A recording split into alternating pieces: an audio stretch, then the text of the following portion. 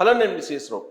ఆంధ్రప్రదేశ్ ముఖ్యమంత్రిగా చంద్రబాబు నాయుడు గారు బాధ్యతలు స్వీకరించి దాదాపుగా 9 నెలలు అవుతుంది. మరి ఈ 9 నెలల్లో చంద్రబాబు నాయుడు గారు ఏం సాధించారు అని అంటే, నెలకి 1,00,000 కోట్ల రూపాయల చొప్పున పెట్టుబడులని తీసుకురాగలిగారు సరాసరి అనేది ఇప్పుడు ప్రభుత్వంలో ఉండేటువంటి పాలకులు చెప్తున్నటువంటి మాట. మరి అది నిజమేనా అని అంటే, తాజా పరిణామాలు కనుక తీసుకుంటే అది నిజము అని చెప్పి నమ్మడానికి అవకాశం ఉంది. ఈ టెస్లాని ఇప్పుడు తీసుకురావడానికి ఢిల్లీ లెవెల్లో, ఢిల్లీ కేంద్రంగా చేసుకుని చంద్రబాబు నాయుడు గారు ప్రయత్నం చేస్తున్నారు. ఇప్పటికే టెస్లా ప్రతినిధులతోటి ఆయన టచ్లోకి వెళ్ళారు. మంత్రి లోకేష్ కూడా ఆయన అమెరికా వెళ్ళినటువంటి సందర్భంగా టెస్లాతోటి మాట్లాడారు. టెస్లాని ఆంధ్రప్రదేశ్కి తీసుకురావడానికి ప్రయత్నం చేస్తూ ఉన్నారు. టెస్లా ప్రపంచవ్యాప్తంగా ఒక ప్రత్యేకమైన గుర్తింపు కలిగినటువంటి ఆటోమొబైల్ సంస్థ, కార్పొరేట్ సంస్థ. ఎలన్ మాస్క్ దానికి వ్యవస్థాపకుడు, ఓనర్. ఎలన్ మాస్క్ ఇప్పుడు ట్రంప్కి సలహాదారు. ట్రంప్ ఎలన్ మాస్క్ని వేరువేరుగా చూడలేనటువంటి పరిస్థితి మనకి కనిపిస్తుంది. ప్రపంచవ్యాప్తంగా కూడా అలాంటి టాకే ఉంది. మరి అలాంటి ప్రాముఖ్యత ఉన్నటువంటి ఎలన్ మాస్క్ స్థాపించినటువంటి టెస్లాను ఆంధ్రప్రదేశ్కి తీసుకురావడం అని అంటే అంత ఈజీ కాదు. దానికోసం అనేక రాష్ట్రాలు పోటీ పడుతూ ఉన్నాయి. ప్రత్యేకించి గుజరాత్ పోటీ పడుతోంది, నరేంద్ర మోడీ గారి యొక్క సొంత రాష్ట్రం. తెలంగాణ పోటీ పడుతుంది, కర్ణాటక పోటీ పడుతుంది, తమిళనాడు పోటీ పడుతుంది, మహారాష్ట్ర పోటీ పడుతుంది. ఇన్ని రాష్ట్రాలు పోటీ పడుతూ ఉంటే సైలెంట్ ఆపరేషన్ చంద్రబాబు నాయుడు గారు చేస్తూ ఉన్నారు.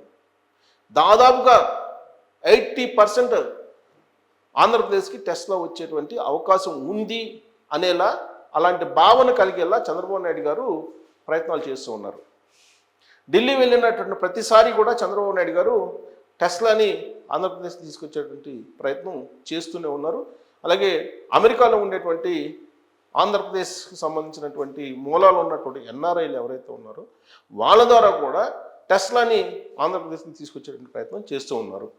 ఆ కంపెనీ వస్తే మరి 1,00,000 కోట్ల రూపాయలు వచ్చే అవకాశం ఉందా అని అంటే, ఒకేసారి 1,00,000 కోట్ల రూపాయలు ఆ కంపెనీ వల్ల రావు.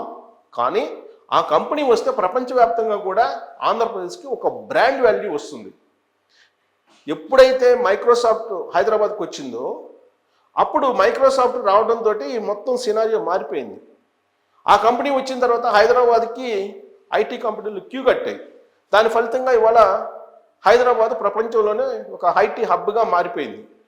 అందుకే అలాంటి అనుభవం ఉన్నటువంటి చంద్రబాబు నాయుడు గారు టెస్లాని ఆంధ్రప్రదేశ్కి తీసుకురావడానికి సర్వశక్తులు ఒడ్డుతున్నారు. లాస్ట్కి నరేంద్ర మోడీ గారిని రిక్వెస్ట్ చేసి, టెస్లాని గుజరాత్కి కాకుండా మీరు ఆంధ్రప్రదేశ్కి వచ్చేలాగా ప్రయత్నం చేయండి. ఆంధ్రప్రదేశ్ వెనకబడింది. ఆంధ్రప్రదేశ్ విడిపోయిన తర్వాత లోటు బడ్జెట్తో ఏర్పడినటువంటి రాష్ట్రం, రాజధాని లేనటువంటి రాష్ట్రం, అలాగే రెవెన్యూ జనరేషన్కి ఉపయోగపడేటువంటి రాజధాని లేనటువంటి రాష్ట్రం.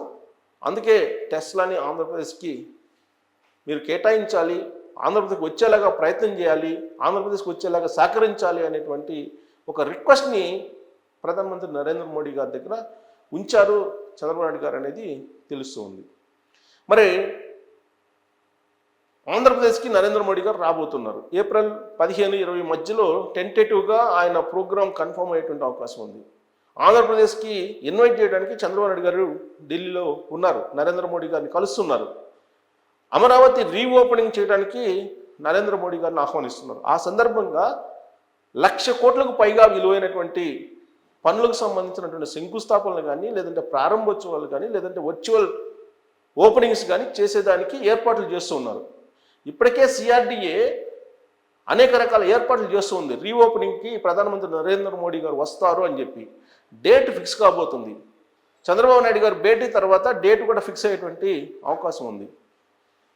రీఓపెనింగ్కి అమరావతికి రావడానికి ముందే టెస్లాకు సంబంధించినటువంటి ఒక స్పష్టత వచ్చేలాగా నరేంద్ర మోడీ గారి మీద చంద్రబాబు నాయుడు గారు ఒత్తిడి తీసుకొస్తున్నారు. ఇప్పటికే ఓపెన్ ఏఐని విశాఖలోకి ఆహ్వానిస్తూ, విశాఖలో ఓపెన్ ఏఐ హబ్గా తయారు చేయాలి, ఓపెన్ ఏఐ అక్కడికి రావాలి కంపెనీ అనేటువంటి ప్రయత్నం కూడా చేస్తూ ఉన్నారు. తాజాగా ఇప్పుడు మంత్రి లోకేష్ గారు లైలాండ్ కంపెనీని ప్రారంభిస్తున్నారు, అశోక్ లైలాండ్ కంపెనీని. అశోక్ లైలాండ్ కంపెనీ 2014 నుంచి 2019 మధ్యలో ఆహ్వానించారు. అప్పుడు చంద్రబాబు నాయుడు గారు ముఖ్యమంత్రి 2014-19 మధ్యలో. ఆ సమయంలోనే అశోక్ లైలాండ్ కంపెనీకి భూములను కేటాయించారు. అప్పుడే ఒప్పందం కుదుర్చుకున్నారు. ఆ తర్వాత 2019లో అధికారం మారింది, జగన్మోహన్ రెడ్డి గారు ముఖ్యమంత్రి అయ్యారు. ఆ కంపెనీ స్థాపన అనేది లేట్ అయిపోయింది, తర్జన భర్జన పడేటువంటి పరిస్థితికి వచ్చింది ఆ కంపెనీ. ఒకవైపు కియాకి సంబంధించినటువంటి ఇబ్బందులు చూస్తూనే అశోక్ లైలాండ్ ఇక్కడ లాంచ్ చేద్దామా లేదా, ఓపెన్ చేద్దామా లేదా అనేటువంటి ఒక సందిగ్ధావస్థలో ఉంది. అలాంటి పరిస్థితుల్లో 2024 ఎన్నికల్లో ప్రభుత్వం మారిపోయింది, చంద్రబాబు నాయుడు గారు అధికారంలోకి వచ్చారు. దాంతో వేగంగా ఈ 9 నెలల్లోనే అశోక్ లైలాండ్ తన కంపెనీ ఉత్పత్తిని ప్రారంభించడానికి వేగం పెంచింది. దాంట్లో భాగంగానే ఇప్పుడు అశోక్ లైలాండ్ ఉత్పత్తి స్టార్ట్ కాబోతుంది. దానికి ప్రారంభోత్సవం చేస్తున్నారు మంత్రి నారా లోకేష్ గారు.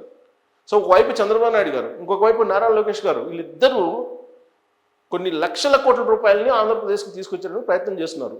అందుకే సరాసరి సంవత్సరానికి దాదాపుగా 20 నుంచి 30 లక్షల కోట్ల రూపాయలు తీసుకొచ్చి ఆంధ్రప్రదేశ్ని అభివృద్ధి చేయాలనేటువంటి ఆలోచన చేస్తూ ఉన్నారు. దావోస్ కేంద్రంగా అనేక ప్రయత్నాలు చేశారు. అక్కడ ఒప్పందాలు ఏమీ జరగలేదు. అదే తెలంగాణకి 3 లక్షల కోట్ల పైగా ఒప్పందాలు జరిగినాయని చెప్పి ఒక చర్చ కూడా జరిగింది. కానీ అక్కడ ఒప్పందాలు జరిగినంత మాత్రాన ఖచ్చితంగా ఆ కంపెనీలన్నీ వచ్చి ఆ రాష్ట్రంలో పెట్టుబడులు పెడతాయనేది లేదు. ఎప్పుడైనా సరే ఒక పారిశ్రామిక సదస్సు జరిగినప్పుడు జరిగినటువంటి ఒప్పందాల్లో 30% సక్సెస్ అయినా కానీ సక్సెస్ సాధించినట్టే అని చెప్పి భావిస్తూ ఉంటారు. 100కు 100% ఒప్పందాల ప్రకారం వచ్చి లాంచ్ చేయవు, ఏ కంపెనీలు కూడా రావు, ఏ కంపెనీలు కూడా పెట్టుబడి పెట్టరు, పెట్టుబడిదారులు రారు. కారణం ఏంటంటే ఒప్పందాలు చేసుకున్న తర్వాత వాళ్ళు ఆయా రాష్ట్రాల్లో ఉండేటువంటి రాజకీయ, సామాజిక, భౌగోళిక పరిస్థితుల్ని సమీక్షించుకుంటారు. ఆ కంపెనీకి సంబంధించినటువంటి సాటిస్ఫాక్షన్ 100కు 100% ఉంటేనే వాళ్ళు పెట్టుబడులు పెడతారు. అందుకే ఒప్పందాలన్నీ కూడా వర్కౌట్ కావు. వాటిలో 30% వర్కౌట్ అయినా కానీ సక్సెస్ అయినట్టే. అయితే చంద్రబాబు నాయుడు గారు దావోస్ వెళ్ళారు, నారా లోకేష్ గారు కూడా వెళ్ళారు.